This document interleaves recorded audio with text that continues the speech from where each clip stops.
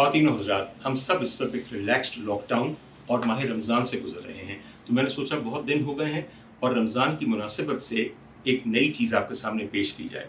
ख़वातीन और हज़रात, महबूबियत का और तसव्वुफ़ का एक बहुत अहम मौजू है और वो है कि आशिक या मुरीद अपने मुर्शद या अपने महबूब के रंग में रंगा जाना चाहता है। आपने बहुत सी नातें सुनी होंगी जो गज़ल की शक्ल में है, नज़्म की शक्ल में है, मस्तवी की शक्ल में है। एक नात मैं भी पेश करना चाहता हूँ जो एक मुकालमे की शक्ल में है, और मुकालमा यूँ है कि एक आशिक ललारी यानी कि रंग रेस की दुकान पे पहुंची है और जो वहाँ दोनों के दरमियान मुकालमा हुआ है वो पेश खिदमत है, जो ऐसे शुरू होता है। ललारिया वे एक चुन्नी मैं रंगानी है जेड़ी रीझा नाल फिर पानी है। ललारिया वे एक चुन्नी मैं रंगानी है जेड़ी रीझा नाल फिर पानी है। होवे चुन्नी दी दख न्यारी वे जिन्हों वेखे दुनिया सारी वे। अब वो शक में मुब्तला है, वो पूछता है नी नी दस केड़ा चाड़ा रंग कुड़े तक जिन्हों होन सब दंग कुड़े। दस केड़ा चाड़ा रंग कुड़े तक जिन्हों होन सब दंग कुड़े। खावे तुनका वांग पतंग कुड़े तेरे वखरे दिसदे टंग कुड़े। गल दिल दी साफ सुनाड़िए ना मेथों कर कुछ संग कुड़े। वो भी दलेर है क्योंकि आशिक है। वो जवाब देती है ले दिल दी गल सुनाड़िया मैनू पिया मिलन दा चाड़िया। ले दिल दी गल सुनाड़िया मैनू पिया मिलन दा चाड़िया। ताइयों चुन्नी दा कीता उपाड़िया तू तुरत इनू रंगाड़िया।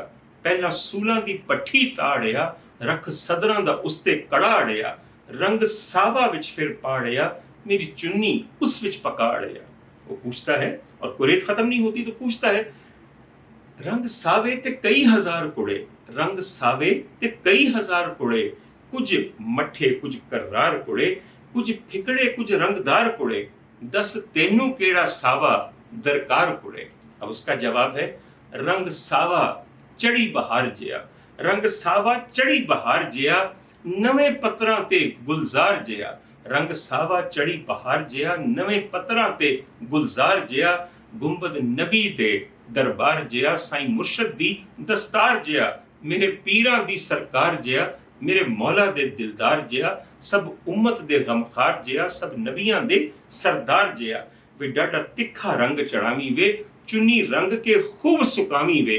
इनू नूर किनारी लावी वे विच तिले दी कोई कोई तार होवे पैमक ने लाई बहार होवे। वे पल्लियां ते लिख सिद्दीक दा ना मेरे पीरां दे रफीक दा ना। पल्लियां ते लिख सिद्दीक दा ना मेरे पीरां दे रफीक दा ना। फारूक दा ना विचकार लिखी।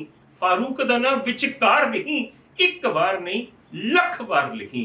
तंदां ते लिख उस्मान दा ना उस गनी सखी सुल्तान दा ना ते कनियां ते लिख दे अली अली। जिदे जिया ना कोई होर वली ओदा नारा मारा गली गली खिड़ जावे दिल दी बंद कली। मैं चुन्नी तो सदके वारी वे मैं चुन्नी तो सदके वारी वे रखा सिर ते हयाती सारी वे। मैनू लगदी बहुत प्यारी वे जद मरन दी करा तैयारी वे। जद मरन दी करा तैयारी वे इनू धो के जोत जगा लवा। इनू धो के जोत जगा लवा फिर कफन भी इसदा ही पा लवा। तां मिटन दाग शियाइयां दे वे तां मिटन दाग शियाइयां दे कज कत्तन ढेर गुनाइयां दे। मेरा तरके बेड़ा पार होवे मैं सदके बेपरवाइयां।